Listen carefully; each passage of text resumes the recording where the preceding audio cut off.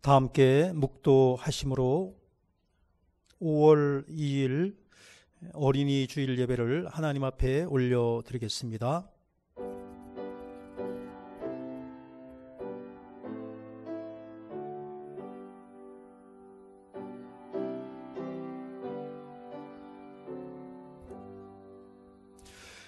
내가 진실로 너희에게 이르노니 누구든지 하나님의 나라를 어린아이와 같이 받들지 않는 자는 결단코 그곳에 들어가지 못하리라. 하나님은 영이시니 예배하는 자가 영과 진리로 예배할지니라. 아멘. 온 땅에 푸른 싹이 돋게 하시며 만물을 약동하게 하시는 하나님, 살아 숨쉬는 모든 것들이 주님을 노래하는 이 아침, 저희들이 기쁨으로 예배의 자리에 나왔습니다. 예배하는 저희들의 마음에 푸르게 돋아나는 새싹처럼 소망을 주시고 티 없이 맑게 피어나는 꽃잎처럼 위로부터 부어주시는 기쁨을 주옵소서. 오늘은 어린이 주일로 하나님 앞에 예배 드립니다. 주님께서 허락하여 주신 각 가정의 자녀들에게 사랑과 은총을 풍성하게 내려 주옵소서. 어린아이와 같이 낮아진 마음으로 드리는 우리의 예배를 기쁘게 받아 주옵소서. 주 예수 그리스도의 이름으로 기도하옵나이다. 아멘.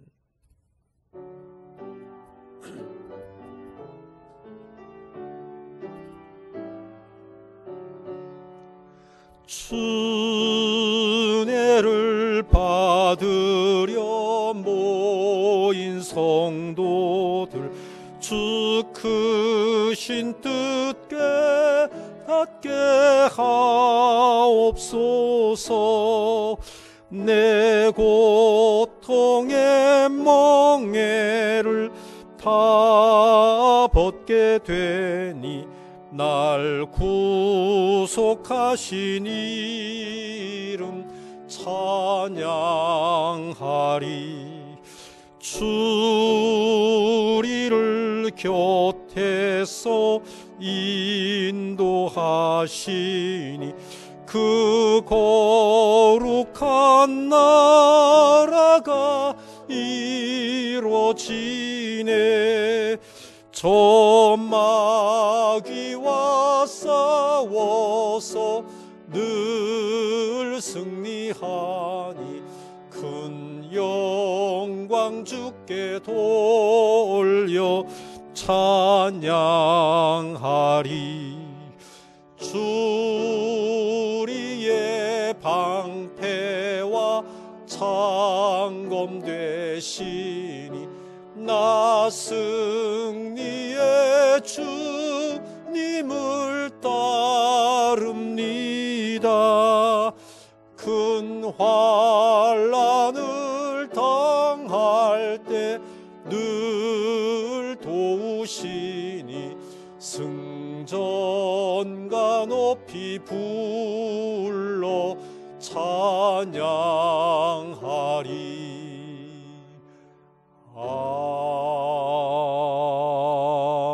아멘. 성시교독하겠습니다. 보라, 자식들은 여호와의 기업이요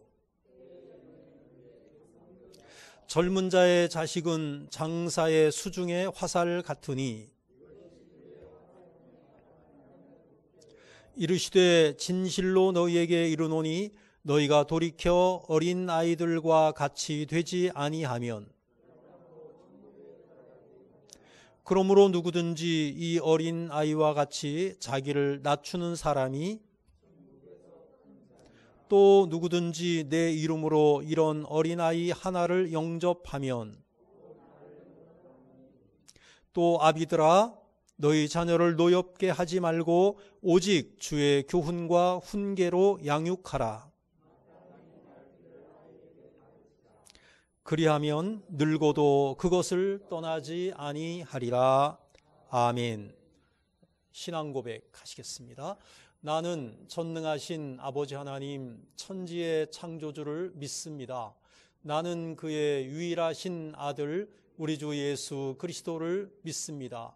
그는 성령으로 잉태되어 동정녀 마리아에게서 나시고 본디오 빌라도에게 고난을 받아 십자가에 못 박혀 죽으시고 장사된 지 사흘 만에 죽은 자 가운데서 다시 살아나셨으며 하늘에 오르시어 전능하신 아버지 하나님 우편에 앉아 계시다가 거기로부터 살아있는 자와 죽은 자를 심판하러 오십니다.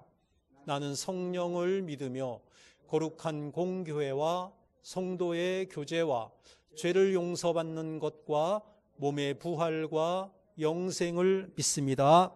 아멘.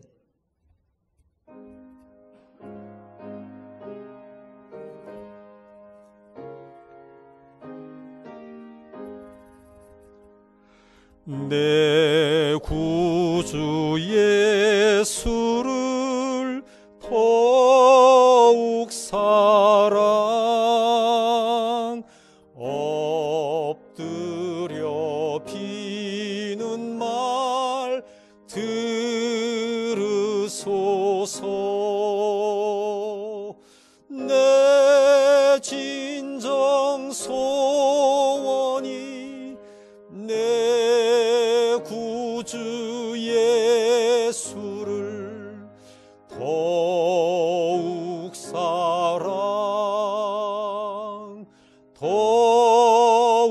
사랑 이전엔 세상 나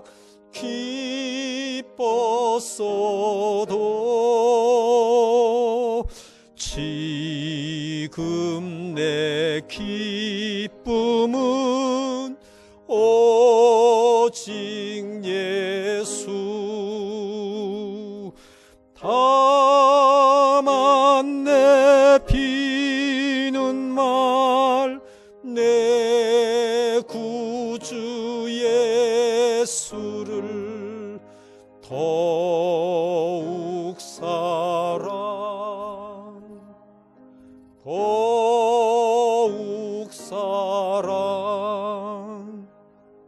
이 세상 떠날 때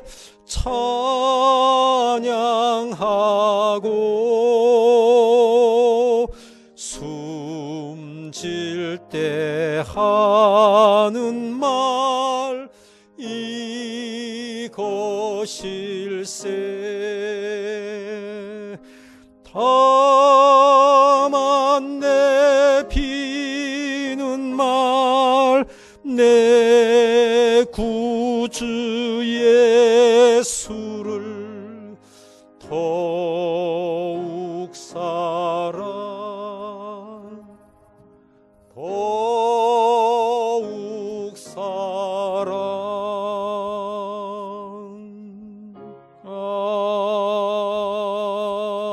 아멘.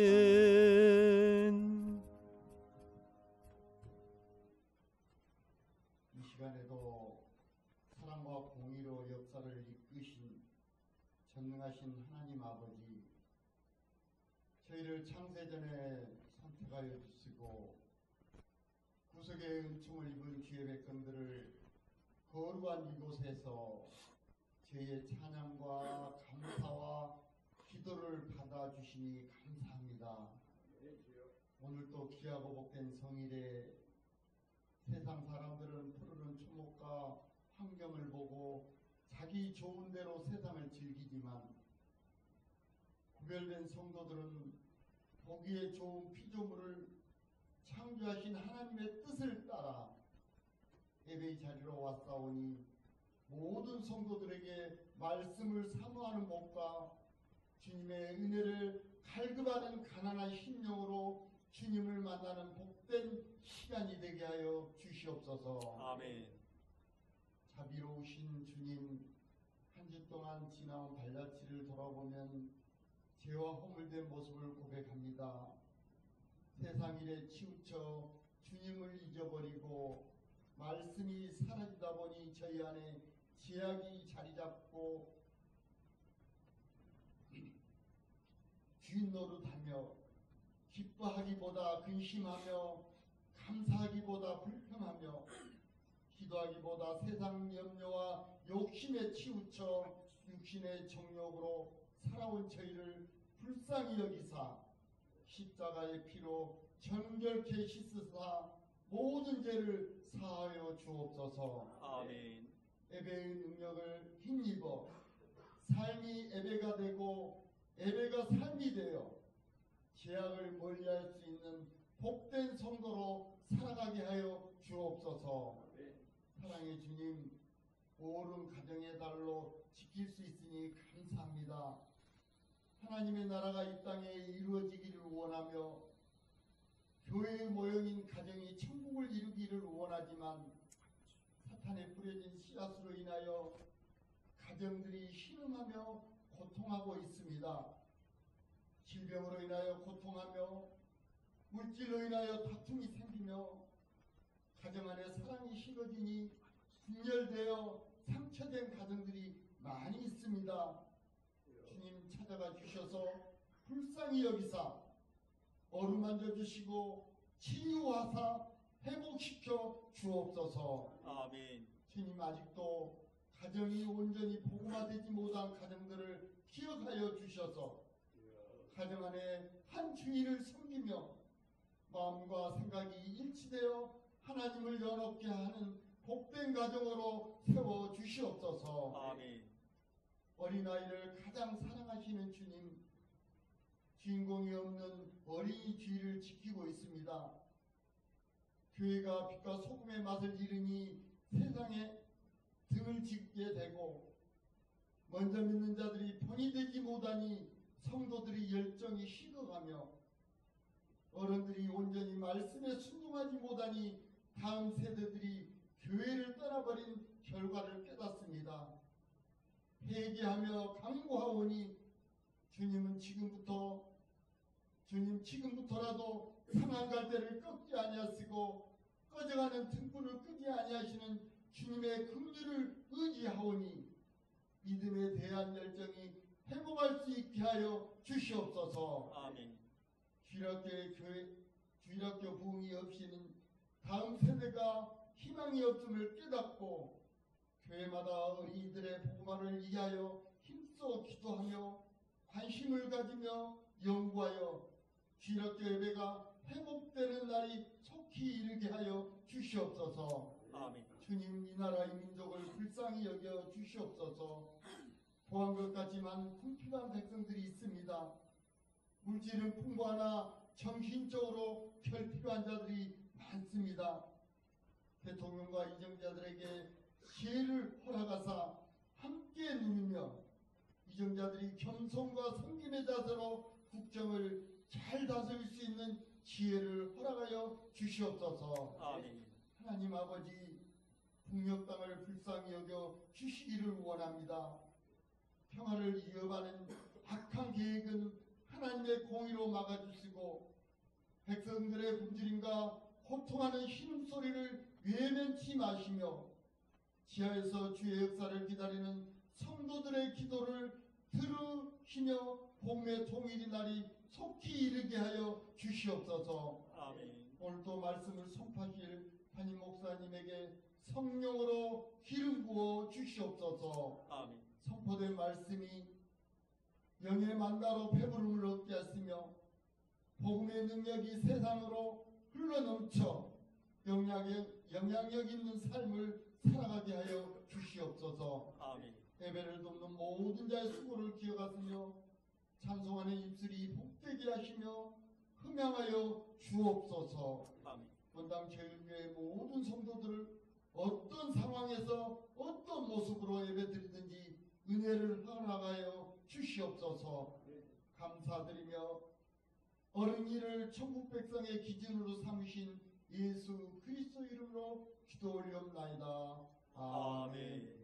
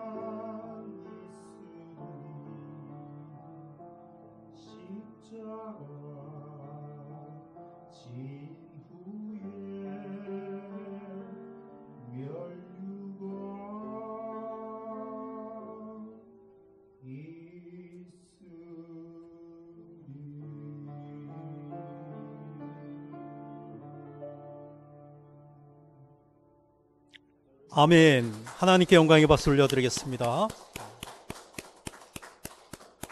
십자가 진 후에 면류관 있으리. 감사합니다. 지난주의 말씀을 암송하도록 하겠습니다. 지난주의 말씀은 마리아죠. 예수님의 어머니 마리아가 하인들에게 한 말, 요한복음 2장 5절 말씀 한 절입니다. 한번 함께 암송하도록 하겠습니다. 시작. 그의 어머니가 하인들에게 이르되 너희에게 무슨 말씀을 하든지 그대로 하라 하니라. 아멘. 무슨 말씀을 하든지 그대로 하라. 그대로 순종할 때 우리의 삶 속에 기적이 일어난다. 그러한 말씀인 줄로 압니다. 금주의 말씀 함께 읽도록 하겠습니다. 오늘 본문과 관련이 있는데요. 사사기 13장 7절 한 절입니다. 이 말씀은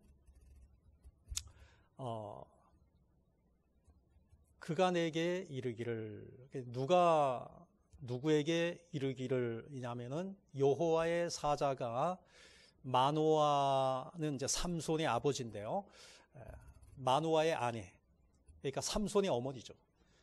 그가 내게 이르기를, 그러니까 여호와의 사자가 나에게 이르기를, 마노아의 아내가 자기 남편에게 여호와의 사자로부터 들은 이야기를 전해주는 거예요. 자, 한번 읽어볼까요? 시작.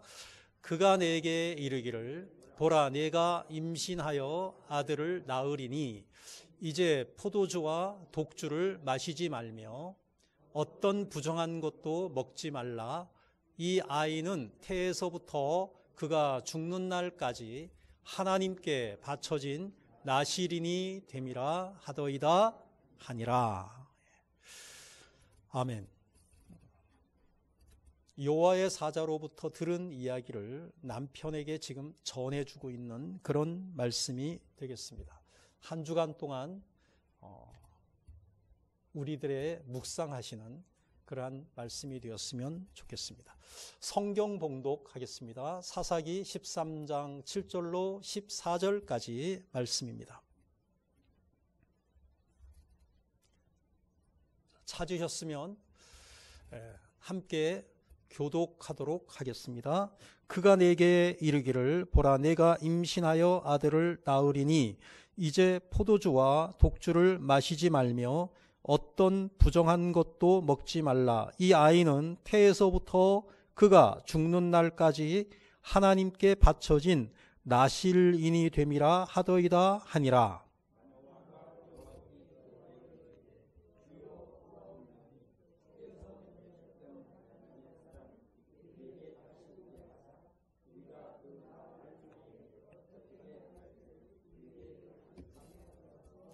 하나님이 마노아의 목소리를 들으시니라. 여인이 밭에 앉았을 때에 하나님의 사자가 다시 그에게 임하였으나 그의 남편 마노아는 함께 있지 아니한지라.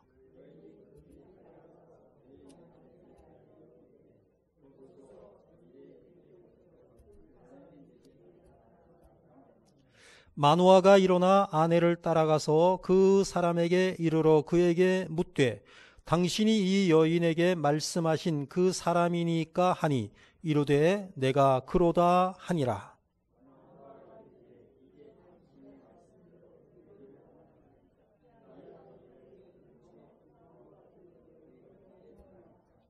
여호와의 사자가 마노아에게 이르되 내가 여인에게 말한 것들을 그가 다 삼가서 포도나무의 소산을 먹지 말며 포도주와 독주를 마시지 말며 어떤 부정한 것도 먹지 말고 내가 그에게 명령한 것은 다 지킬 것이니라 하니라. 아멘. 한 주간 동안 평안하셨습니까? 가정에서 비대면으로 예배를 드리는 우리 성도님들도 한 주간 동안 평안하신 줄로 믿습니다.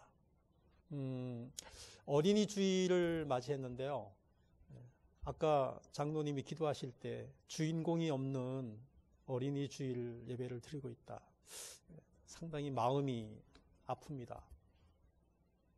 어린이 주일에 예배니까 주인공은 물론 하나님이시겠지만 그래도 어린이 주일이니까 어린이들도 이 자리에 또 이렇게 함께 예배를 드리면 얼마나 좋을까 그런 생각을 해봤지만 이런저런 이유로 코로나로 인해서 이 어린이 예배, 그 다음에 중고등부 예배, 청년부들 모임 이런 것들이 사라진 것이 앞으로 우리나라 기독교에 어떤 영향을 미칠까 이런 생각을 해보면 참으로 참 안타까운 일이 아닐 수가 없습니다.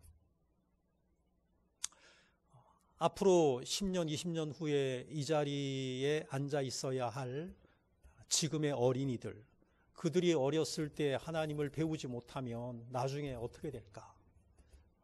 그런 생각을 하면 정말 안타깝죠.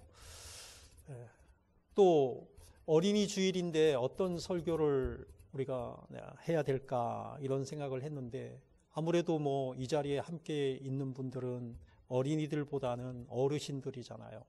그래서 오늘 말씀의 제목을 나실인으로 기르라. 다시 말해서 자녀들을 우리가 어떻게 교육해야 될까? 이 부분을 가지고 함께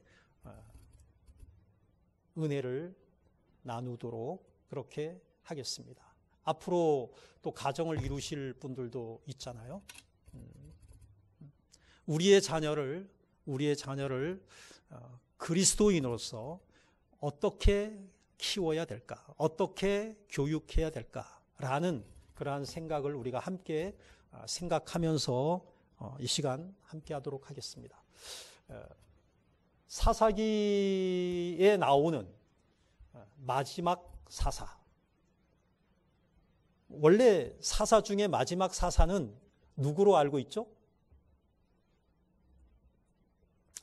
알아두시면 좋은데요. 사사기를 지나면 그 다음 성경이 룻기죠. 이제 룻기는 이제 그냥 곁들인 책이니까 그 룻기는 빼고 생각하죠. 그럼 사사기, 룻기, 그 다음이 뭐죠? 사무엘상이죠. 그 사무엘상에 나오는 그 사무엘 사사, 사무엘을 우리가 이스라엘 최후의 사사다 이렇게 이야기를 합니다. 마지막 사사는 누구다? 사무엘이다. 마지막 사사는 사무엘인데 사사기에 나오는 마지막 사사, 사사기에 등장하는 마지막 사사는 삼손이라고 이야기를 하죠. 그리고 그 삼손은 사사들 중에서도 아주 중요한 위치를 차지하고 있고 우리들도 그 삼손에 대해서는 많은 것들을 그래도 많은 분들이 알고 있어요. 그 삼손에 대해서 13장에서부터 16장까지 이야기가 나와요. 13장에서 16장까지가 삼손에 관한 이야기인데 13장은 뭐냐? 출생에 관한 이야기예요. 출생에 관한 이야기니까 삼손이 자기가 어떻게 하고 이건 얘기는 없죠. 그러니까 출생에 관한 이야기니까 다시 말해서 사사기 13장은 삼손의 부모에 관한 이야기다. 이렇게 볼 수가 있겠습니다. 어떤 과정을 통해서 삼손이 출생하게 되었는가 이 부분이 13장에 등장을 하고 있습니다. 부모의 이야기예요. 부모. 우리가 부모된 입장에서 이 부분을 바라보는 거죠. 삼손의 부모가 아이가 태어나질 않는 거죠. 아이가 태어나지 않으니까 뭐 요즘은 뭐 자식을 생기지 않으면 그냥 생기지 않는 대로 어떤 가정은 뭐 아예 그냥 자식을 우린 낳지 말자 뭐 이런 가정들도 있어요. 그런데 옛날에는 가정에 자식이 없으면 이거는 뭐 정말 기쁨이 없는 거죠. 의미가 없어지는 거죠. 사는 의미가 없어지는 거죠. 그러니까 얼마나 고민을 했을까라는 것을 우리가 상상할 수가 있습니다. 고민을 하고 있던 차에 어느 날 여호와의 사자가 나타나서 누구에게 나타나서 마노아의 부인, 나중에 삼손의 어머니가 되죠. 그 마노아의 아내에게 나타나서 아들을 낳을 것이다 이렇게 약속을 하는 거예요. 그 이야기를 이 마노아의 아내가 남편 마노아에게 가서 이야기를 하는 거예요. 여호와의 사자가 나에게 와서 아들을 낳는다고 약속해 주셨다고. 그러니까 마노아가 하나님께 기도를 합니다. 그것이 이제 8절이에요. 기도를 합니다. 이 아이를, 나에게 주시는 이 아이를 어떻게 길러야 됩니까? 어떻게 교육을 해야 됩니까? 이것을 질문을 해요. 저는 이 말씀을 묵상을 하면서 이런 생각을 한 거죠. 야, 너에게 이제 자식이 있을 거야. 그러면은 아무 생각 없이 그냥 뭐 기쁘고 감사하고 그냥 뭐 그러고 말 것 같아요. 그냥 너무너무 감사하다, 행복하다 막 이러고 말 것 같은데 이 마노아는 의식이 있는 사람이었어요. 의식이 있는 사람. 아, 자식을 하나님께서 나에게 주신다고? 여러분, 우리 기독교인은, 우리 그리스도인은 자식을 내 자식이라고 생각하면 안 돼요. 물론 내 자식이 맞죠. 내 자식이 맞는데 하나님께서 나에게 생명을 맡기셨다. 이런 자세로 가지고 있어요. 다시 말해서 자녀의 주인이 누구다? 하나님이시다. 이런 의식을 가지고 우리가 살아야 돼요. 하나님께서 나에게 주신다고요? 자식을 주신다고요? 그러면 어떻게 길러야 됩니까? 여러분, 자녀를 임신했을 때 이런 기도를 하셨나요? 이런 기도를 해야 되는 거죠. 하나님께서 주시는 이 생명 내가 어떻게 키워야 합니까? 그때 여호와의 사자의 대답이 뭐냐면은 따라해 보세요. 오늘 제목이에요. 읽어요. 시작. 이거예요. 하나님의 대답이 나실인으로 기르라. 우리에게 자녀들을 주셨는데 우리는 이 자녀를 어떻게 키워야 되느냐? 그 답이 뭐냐? 나실인으로 길러야 된다는 거죠. 나실인으로 교육해야 된다는 거. 이게 무슨 의미를 가지고 있을까? 이 시대를 살아가고 있는 우리에게, 우리 그리스도인이란 말입니다. 우리는 하나님을 믿는 사람들이란 말입니다. 그러면 우리도 우리에게 주신 자녀를 나신으로 길러야 된다는 거죠. 자, 그래서 나실인으로 기르라. 이게 어떤 의미인가? 라는 주제를 가지고 오늘 함께 생각해 보도록 하겠습니다. 첫 번째입니다. 첫 번째, 나실인이란 도대체 나실인이 뭐지? 나실인이 뭔데? 하나님은 우리에게 자녀를 주시고 그 자녀를 나실인으로 기르라고 말씀하시는가 하는 겁니다. 자, 나실인의 그 나실은 히브리어 나자르에서 유래했습니다. 나자르에서 유래했는데 이 나자르 원어의 그 의미가 뭐냐? 구별하다. 따라해 보세요. 구별하다. 분리하다. 구별해야 된다는 거야. 구별해야 된다. 그럼 이 말의 의미가 뭘까? 구별하다라는 말의 의미가 뭘까? 나에게 하나님께서 주시는 그 자녀를 우리는 나실인으로 길러야 되는데 이것은 뭐냐면은 구별하다라는 의미란 말이죠. 그러니까 이렇게 길러야 된다. 거룩하게 구별되어 하나님께 바쳐진 자로 길러라. 거룩하게 그 아이를 구별된 자로 하나님께 바쳐진 자로 그 아이를 길러야 된다는 거예요.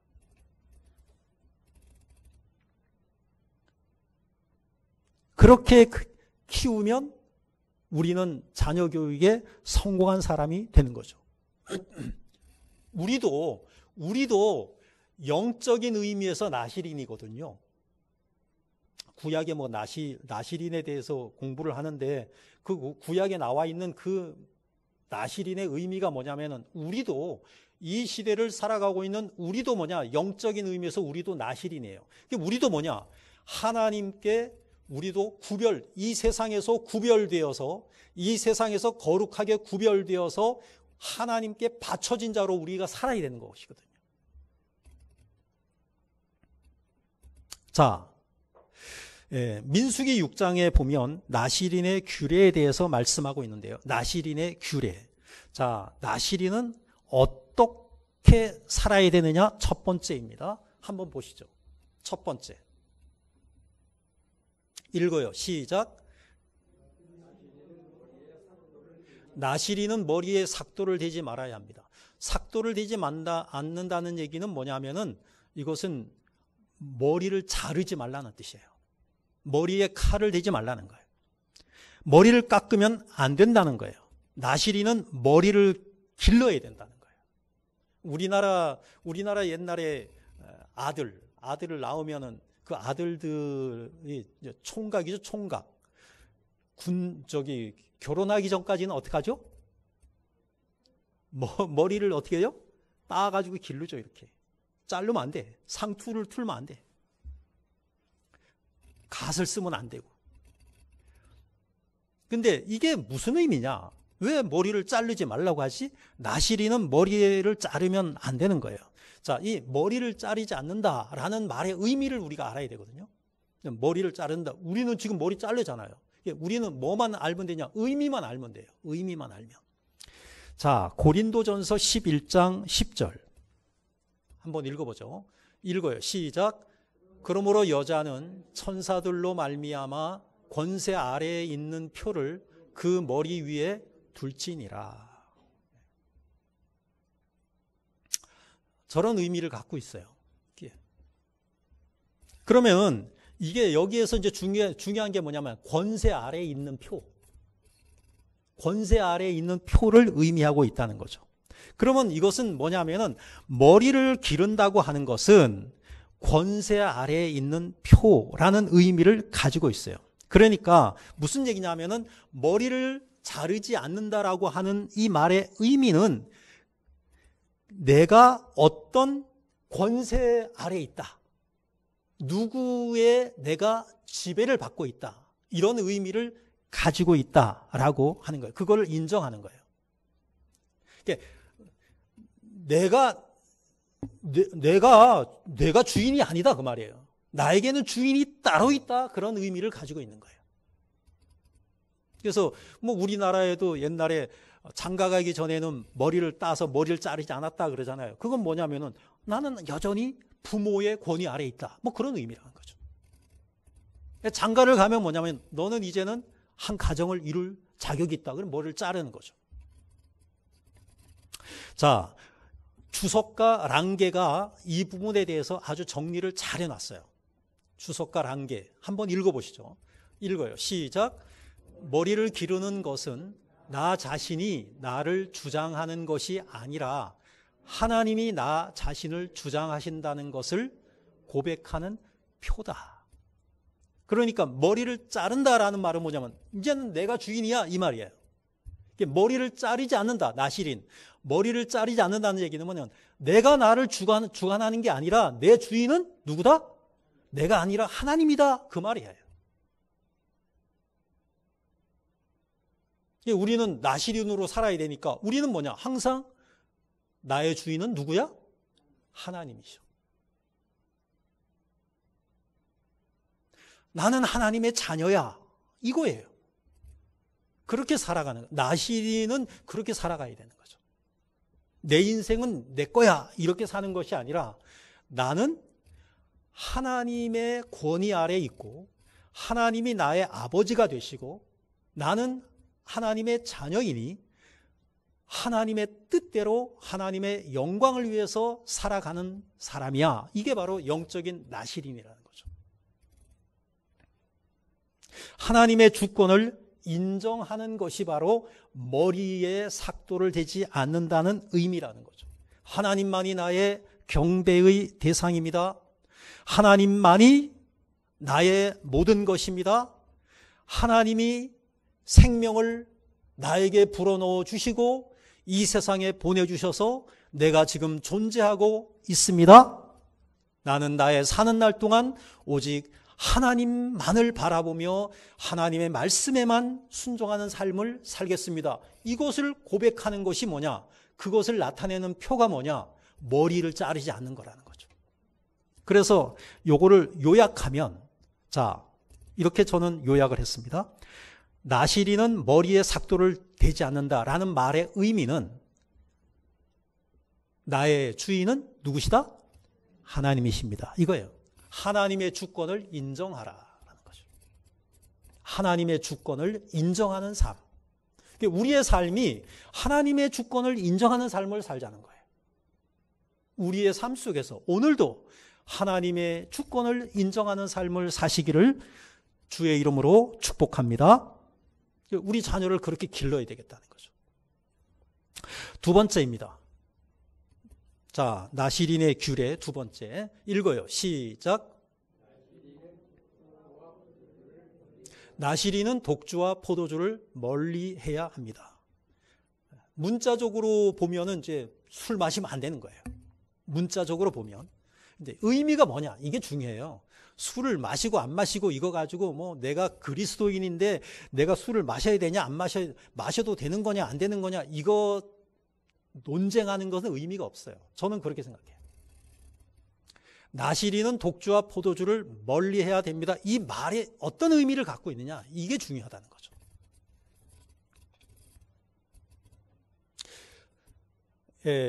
구약의 이 나실인은 술을 입에 대지 않았어요. 못 되게 했으니까. 이스라엘 사람들은 문자적으로 말씀을 믿으니까요. 포도도 먹으면 안 돼요. 포도도. 근데 이스라엘 사람들이 포도주를 마시지 않고 포도도 먹지 않고 산다는 것은 정말 고통스러운 거예요. 왜? 이스라엘은 진짜 포도가 탐스럽거든요. 진짜 먹음직하거든요.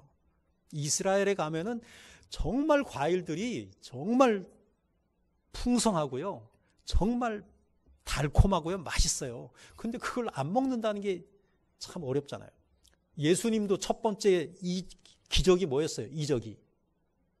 잔치집에서 포도주 만드신 거잖아요. 포도주를 안 먹고 산다? 어려운 거죠. 근데 포도주, 독주 멀리 해야 되는데 입에도 대지 말아야 되고요. 그 포도주를 만드는 원료인 포도도 먹지 말라는 거예요. 이게 뭐냐? 의미를 알아야 돼요. 의미. 육신의 쾌락을 쫓지 말라. 따라해 보세요. 육신의 쾌락을 쫓지 말라. 머리에 삭도 대지 말라는 것은 무슨 의미라고요? 하나님의 권위를 인정하라. 잊어버리면 안 되지. 한번 딱 들으면은 머릿속에 딱 각인이 돼야 돼요. 나는 하나님의 권위 아래에 있다. 그게 머리에 삭도를 대지 않는 거고요. 그 다음에 포도주, 독주를 멀리하라는 것은 뭐냐면은 육신의 쾌락을 쫓는 삶을 살지 말라 이 말이에요. 술, 마약입니다. 담배, 마약입니다. 근데 무슨 마약이냐? 약한 마약이야. 그래서 법으로 인정된 마약이에요. 이해가 가셔요? 법으로 인정된 마약이 술, 담배예요. 니코틴 중독, 알코올 중독. 중독이 뭐냐? 마약이란 뜻이에요. 중독이 되거든요. 담배를 끊지 못해요. 담배가 이 몸에 배버리면은 담배를 끊지 못해요. 알코올이 몸에 배버리면은 알코올을 끊지 못해요. 금단 현상이 있어요. 그런데 약한 마약이야. 약한 마약이니까 이 정도는 그냥 인정하는 거죠. 대마초는 인정해요, 안 해요? 인정하지 않죠? 미국은 인정해요. 좀 독해, 대마초는. 담배인데 좀 독해. 독한데 우리는 그래서 대마초 불법. 피우지 마. 그런데 미국은 피워도 돼. 이렇게 나오는 거죠. 어쨌든 이것이 다 뭐냐면은 마약의 종류이고요. 이것을 많이 우리가 섭취하게 되면은 중독에 이르는 것이에요. 근데 이걸 뭐냐? 왜 이 중독에 이르는 마약을 우리가 하느냐? 기분이 좋거든요. 제가 대학 들어갔을 때 1학년, 2학년 때까지 술 먹었거든요. 요거 술을 좀 먹으면 기분이 좋아요. 기분이 좋으면 어떻게 되느냐? 그냥 약간 구름 위를 걷는 느낌이 들고요. 그리고 노래가 나오고요. 흥얼거리게 되고요. 약간 또 뭐 좀 뭐 해주면 또 이렇게 춤도 추게 돼요. 그냥 기분이 좋아져요. 근데 이거 뭐냐면은 포도주, 독주 멀리 하라는 얘기는 뭐냐면 가까이 하지 말라, 입에 대지 말라. 이 말은 뭐냐면 세상에 우리의 육신의 쾌락을 쫓는 삶을 이 세상 사람들이 살아가고 있는데 너는 쾌락을 쫓는 삶을 살지 말라라는 의미를 가지고 있는 것이에요. 디모데전서 5장 6절에서 쾌락을 쫓는 삶에 대해서 이렇게 규정하고 있습니다. 읽어요. 시작. 왜 하나님은 우리 기분 좋게 하는 그런 거를 못하게 하실까? 이유가 있는데 그것은 뭐냐면 향락을 좋아하는 자는, 쾌락을 쫓아가는 삶은 그 사람은 살았지만 죽은 사람과 마찬가지라는 거예요. 다시 말해서 쾌락을 쫓아가는 삶을 살게 되면 그 사람의 영적인 상태가 죽어버린다는 거예요.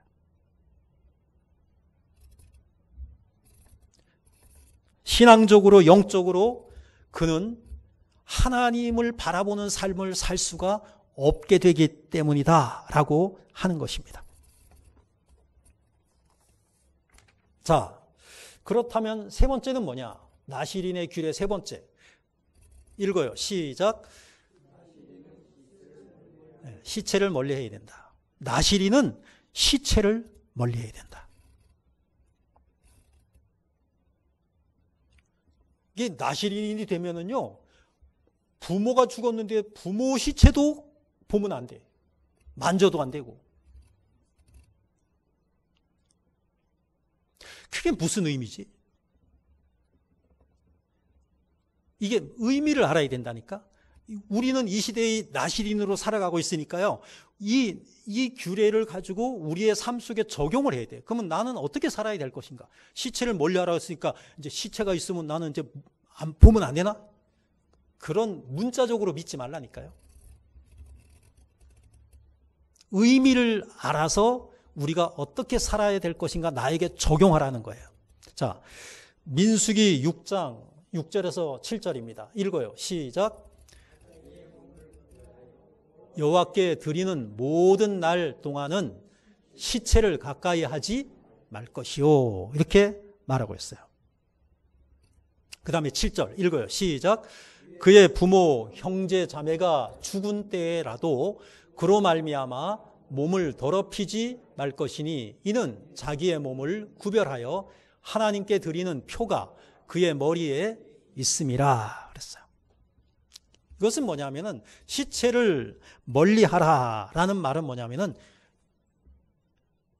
시체는 죽을 때 시체가 되잖아요. 죽으면 시체가 돼요. 근데 성경에서의 죽음의 의미가 뭐냐? 성경에서 죽음의 의미는 죄의 결과예요. 아멘? 알죠? 죄의 결과야. 그러니까 시체는 죄하고 결부되는 거예요. 죄하고 연결되는 거예요. 그러면 시체를 멀리하라는 얘기는 뭐냐면은 죄를 멀리하라는 거예요. 죄를 멀리하는 삶. 시체를 멀리하라. 시체는 죽음이에요. 죽음은 뭐냐? 죄의 결과예요. 그러니까 뭐냐? 죄를 멀리하는 삶을 살아야 된다. 이 세상에 많은 사람들은 죄를 지어도 사람들이 안 보면 돼. 들키지 않으면 돼. 이 세상 사람들의 기준은 그래요. 사람들에게 들키지만 않으면 돼. 그러니까 안 보게 범죄를 해요. 그러다가 이제 들키지. 뭐 우리나라의 권력자들 있잖아요. 뭐 출세한 사람들이 있잖아요. 정치인들이 있잖아요. 자기는 뭐 깨끗한 것 같고 아닌 것 같고 누군가가 뭐 잘못했다가 부정했다는 거 딱 들키면 다 손가락질하고 그렇게 살면 안 된다고 막 그렇게 하다가 자기도 다 걸려. 드러나면. 그럼 이제 끝나는 거지. 그러니까 들키지만 않으면 돼. 세상 사람들은 뭐냐 하면은 죄를 지어도 들키지만 않으면 돼. 들키지만 않으면 된다라는 말이 뭐냐면은 죄를 인간과의 관계에서만 생각하기 때문이다. 근데 우리 그리스도인들은 이 죄를 사람과의 관계에서만 생각하는 것이 아니라 사람과의 관계에서도 생각해야 되지만 그거보다 먼저 우선적으로 누구와의 관계? 하나님과의 관계를 생각해야 돼요. 하나님 앞에서 내가 범죄할 수 없습니다 라고 누군가 얘기했는데 예? 요셉이 그랬잖아요.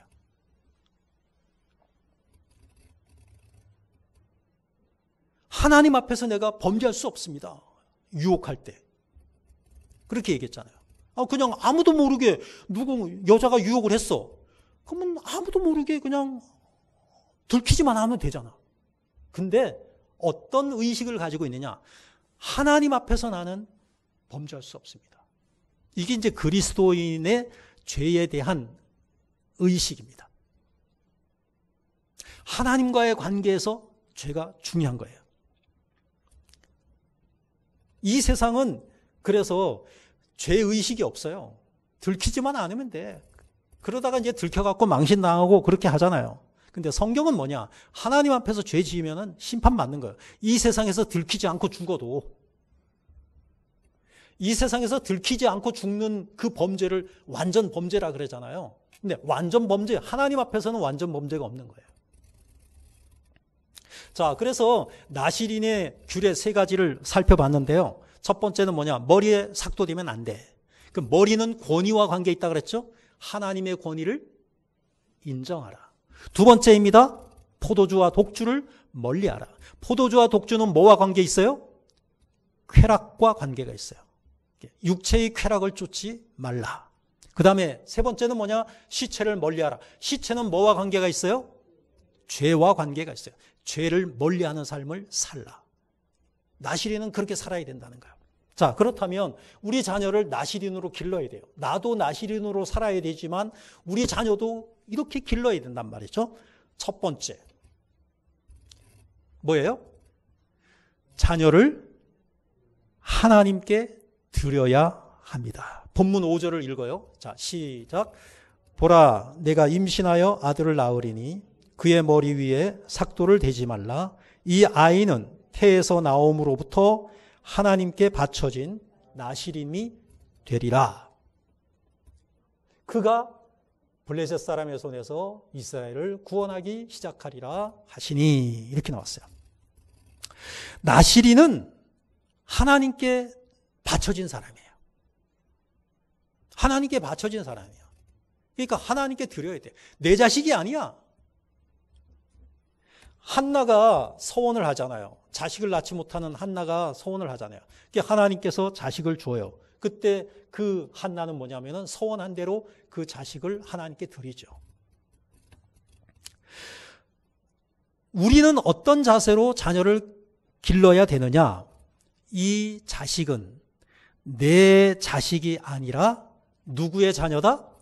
하나님의 자녀다라는 의식을 가지고 그것을 기본 바탕으로 내가 생각하면서 자녀를 교육해야 돼요.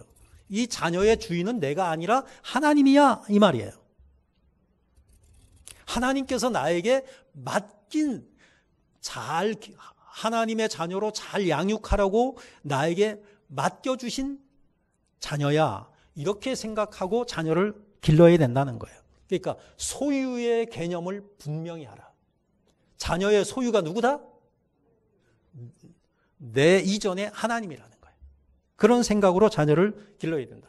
자녀 교육에 문제가 생기는 많은 이유 가운데 하나가 뭐냐? 그 자녀를 내 소유라고 생각하는 거예요.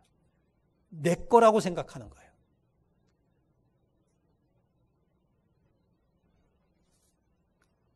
그러니까 내가 원하는 대로 기르려고 하는 거예요.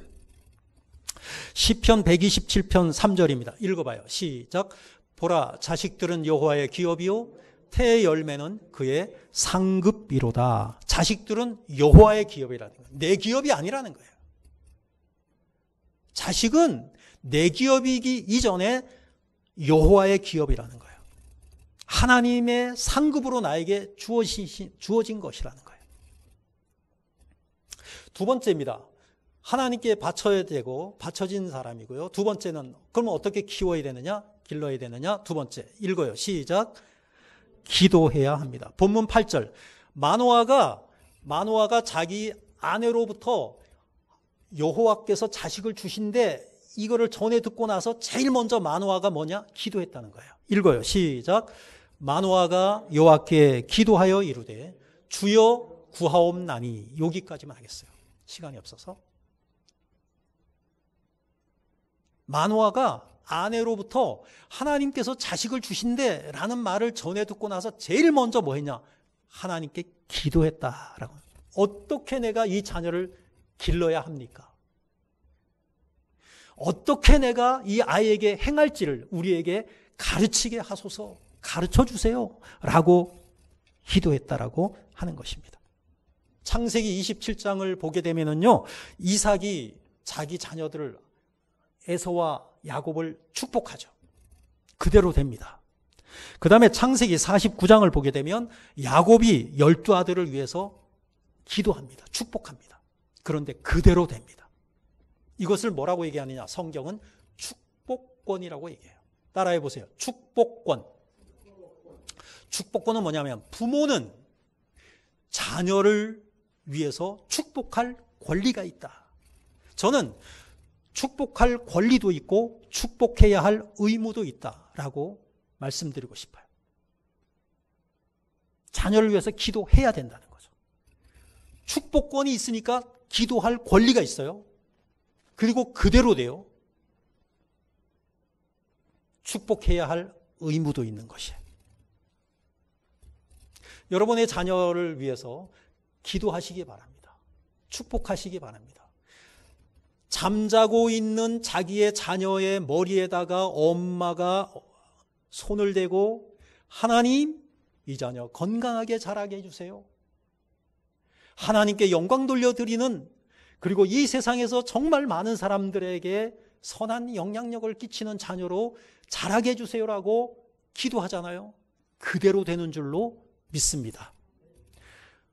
학교 가는 자녀, 출근하는 자녀를 현관에서 내보내면서 그 자녀를 향하여서 축복하시기를 바랍니다. 축복권이 있으니까 그대로 되는 거예요. 이삭에게만 축복권이 있는 것이 아니라, 야곱에게만 축복권이 있는 것이 아니라 이 세상의 모든 그리스도인 아버지, 어머니에게 축복권이 있다는 사실입니다. 그 다음에 세 번째입니다. 어떻게 길러야 되느냐? 읽어요. 시작. 가장 어려운 거예요. 본을 보여야 된다는 거예요. 본을 보여야 된다. 자녀는 부모를 닮습니다. 유전자를 닮습니다. 얼굴 모습이 닮습니다. 며칠 전에도 우리 자녀가 얘기하더라고요. 엄마, 아빠하고 저하고는 손가락, 발가락이 똑같잖아요. 그런 얘기 하더라고요. 모든 것이 닮아지게 돼 있어요. 근데 뭐까지 닮느냐? 보이지 않는 것까지 닮는다는 거예요. 영적인 모습도 닮는다는 거예요. 믿음도 닮는다는 거예요. 부모가 보여준 대로 자녀는 은연중에 따라하게 돼 있다는 거예요. 그래서 술주정꾼 자식이 나는 저러지 말아야지, 절대 저러지 않을 거야 하는데 나중에 자기도 그 모습이 나오더라는 고백을 우리는 듣잖아요. 본문 4절을 읽어봐요. 시작. 그러므로 너는 삼가 포도주와 독주를 마시지 말며 어떤 부정한 것도 먹지 말지니라. 너는이 누구예요? 그러므로 너는 했어요. 누구? 예? 저게 여호와의 사자가 누구에게 말한 건지 아세요? 마노아의 부인한테 말한 거예요. 다시 말해서 삼손 엄마한테 말한 거예요. 삼손을 나실인으로 기르라고 했는데 엄마 보고 너는 포도주 먹지 마.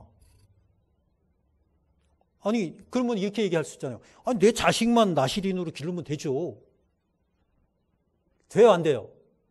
안 돼. 너부터 먹지 말아야지. 부모가 먹지 말아야지 자식이 안 먹지. 부모가 먹으면서 너는 먹어라? 됩니까, 안 됩니까? 나는 바람풍 하더라도 너는 바람풍 해라. 그게 돼요, 안 돼요? 안 된다는 거예요. 저도 저 말씀을 그냥 지나가면서 읽었어요. 지나가면서. 근데 이번에 말씀을 준비하면서 보니까, 이게 나시린 보고 얘기한 게 아니라 나시린 엄마 보고 얘기한 거예요. 부모가 그렇게 살아야 된다는 거예요. 자식을 나신으로, 따라해 보세요. 자식을 나신인으로 기르려면 부모가 나시린이 되어야 한다. 부모가 나시린의 삶을 살아야 자식을 나시린으로 기를 수 있다는 거지. 본을 보여야 된다는 거예요. 신명기 6장 4절에서 7절 읽어볼까요? 시작. 이스라엘아 들으라. 우리 하나님 여호와는 오직 유일한 여호와이시니 너는 마음을 다하고 뜻을 다하고 힘을 다하여 내 하나님 여호와를 사랑하라. 오늘 내가 내게 명하는 이 말씀을 너는 마음에 새기고 내 자녀에게 부지런히 가르치며 집에 앉았을 때든지 길을 갈 때든지 누워있을 때든지 일어날 때든지 이 말씀을 강론할 것이며 부모가 자녀를 가르칠 때 먼저 어떻게 해야 되냐? 자기 자신이 경건한 삶을 살아야 되는 거예요. 너부터. 그리고 자녀에게 또 어떻게 해야 돼요? 부지런히 가르쳐야 된다는 거예요. 경건한 삶의 본을 보여야 된다라고 하는 것입니다. 마지막 네 번째입니다. 자녀를 나시린으로 기르기 위해서 마지막 네 번째. 읽어요. 시작. 가르쳐야 된다는 거예요. 7절에서 9절까지 시간이 많이 지나서 읽지는 않겠어요. 내용이 뭐냐면은 때와 장소를 가리지 말고 언제 어디서나 자녀를 가르치라는 거예요. 그리고 손목에다가 매서 기호를 삼고 미간에 붙여서 표로 삼고 집 문설주와 바깥문에 기록해라. 이 말은 뭐냐면은 수단과 방법, 때와 장소 가리지 말고 총동원해서 계속해서 반복적으로 가르쳐야 된다는 거예요. 여기서 가르친다는 말은 어떤 의미냐? 길들여야 된다. 이게 습관이 되게 해야 된다는 거예요. 그러니까 신앙은 습관이 돼야 되는 거예요. 한두 번 해갖고 습관이 됩니까? 한두 번 해갖고 길들여집니까? 계속해서 반복하고 또 반복하고 그렇게 해야 된다라고 하는 것입니다. 세상에 많은 부모들이 자녀의 성적에 민감합니다. 몇 등이냐, 시험 봤는데 얼마나 잘 봤냐, 못 봤냐, 이거에 민감합니다. 그런데 정말로 그것에 민감하기 이전에 먼저 신앙적인 문제에 더 민감한 관심을 가지고 자녀를 지켜보는, 자녀를 교육하는 그러한 부모가 되어야 할 줄로 믿습니다. 우리부터, 부모님부터, 그리고 부모님께 맡겨진 그 자녀들의 이르기까지 이 시대의 나시린이 되기를 간절히 축복하고 기도합니다. 기도하겠습니다. 하나님 아버지, 은혜를 감사드립니다. 우리를 영적인 나실인으로 하나님께서 세워주시고, 그리고 또 우리 자녀들도 영적인 나실인으로 교육하라고 오늘 우리들에게 말씀해 주셨습니다. 나실인은 하나님의 권위를 인정하는 삶, 그리고 육체적인 쾌락을 멀리하고 죄를 멀리하는 삶을 의미합니다. 그리고 나실인으로 자녀를 기르라라고 하시는 말씀의 의미는 그 자녀가 부모의 소유가 아니라 부모의 소유 이전에 하나님의 것임을 인정하고 어떻게 길러야 할지 날마다 기도로 그 아이를 교육하고, 그리고 먼저 부모가 나신이로서의 본을 보이며 또 때와 장소를 가리지 아니하고 어떤 방법을 통해서든지 그 자녀에게 부지런히 나시린으로 살아갈 것을 가르치는 것이다 라는 것을 오늘 말씀을 통해서 깨닫게 해 주셨습니다. 아버지 하나님, 세상에 구별되어 하나님께 바쳐진 자로서 우리의 자녀도 나시린으로 기를 수 있도록 지혜를 주시고 믿음을 주시고 은혜를 더하여 주옵소서. 주 예수 그리스도의 이름으로 기도하옵나이다. 아멘. 찬송가 315장 찬양하시면서 봉헌하시겠습니다.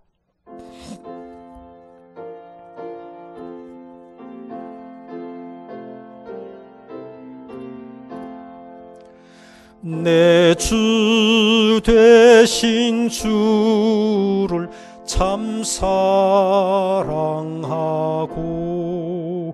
곧 그에게 죄를 다고합니다.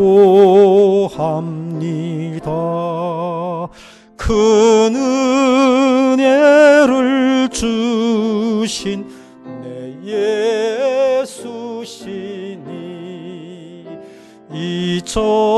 이전보다 더욱 사랑합니다.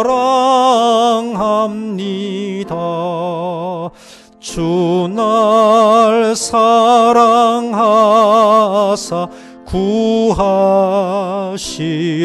구하시려고 저 십자가 고난 당하셨도다. 그 가시관 쓰신 내 주 배우니 이전보다 더욱 사랑합니다. 평생에 힘쓸 그 큰 의무는 주 예수의 덕을 늘 기림이라. 숨질 때에까지 내 할 말씀은 전보다 더욱 사랑합니다. 그 영광의 나라 나 들어가서 그 풍성한 은혜 늘 감사하리.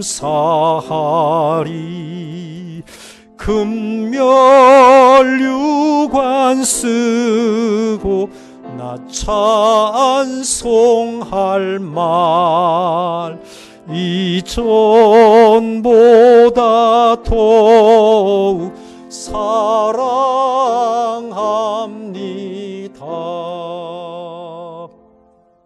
하나님 은혜를 감사드립니다.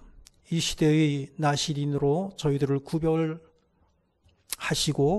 세워주셔서 거룩한 주일을 하나님께 나와 예배함으로 영광 돌려 드릴 수 있도록 은혜 베풀어 주셔서 감사드립니다. 험악한 세상을 살아갈 때 성경이 우리의 삶의 기준이 되게 하여 주시옵시고 하나님의 말씀 따라 온전히 순종함으로 하나님께 영광 돌려 드리는 삶, 이 시대에 정말로 빛과 소금이 되는 복된 성도의 삶을 살게 하여 주옵소서. 오늘 하나님께 귀하게 구별하여 드리는 예물을 위해서 축복합니다. 기쁘시게 받으시는 예물 되기를 원하며 드린 손길마다 하나님께서 복을 주시고 가정에 복을 주시고 자녀에게 복을 주시고 재물에 복을 보여 주시고 그들의 신앙이 자자손손 대대로 아름답게 유전되어지는 복된 가정으로 하나님 세워 주옵소서. 감사하오며 주 예수 그리스도의 이름으로 기도하옵나이다. 아멘. 교회 소식을 전해드리겠습니다. 치유와 감동과 축복이 있는 원당제일교회 나오심을 진심으로 환영합니다. 5월은 가정의 달이자 신앙 유산의 달입니다. 오늘은 어린이 주일이고요. 다음 주일은 어버이 주일로 지키게 됩니다. 코로나 관련 이전과 마찬가지가 되겠고요. 5월의 목회를 위해서 기도해 주시기 바라고요. 우리 차장로님 자녀되는 우리 차혜송 자매가 1년 조금 지난 것 같은데 그래요? 1년 됐죠? 1년 만에 귀국을 했습니다. 격리를 마치고 오늘 처음 예배를 나왔는데요. 감사하고요. 가정에서 비대면 예배를 드리고 있는 우리 성도님들도 이렇게 용기를 내셔서 교회에 나오셔서 함께 예배를 드릴 수 있으면 참 좋겠습니다. 우리 다 함께 일어나셔서 파송의 찬송 부르신 후에 축도로 예배를 마치겠습니다.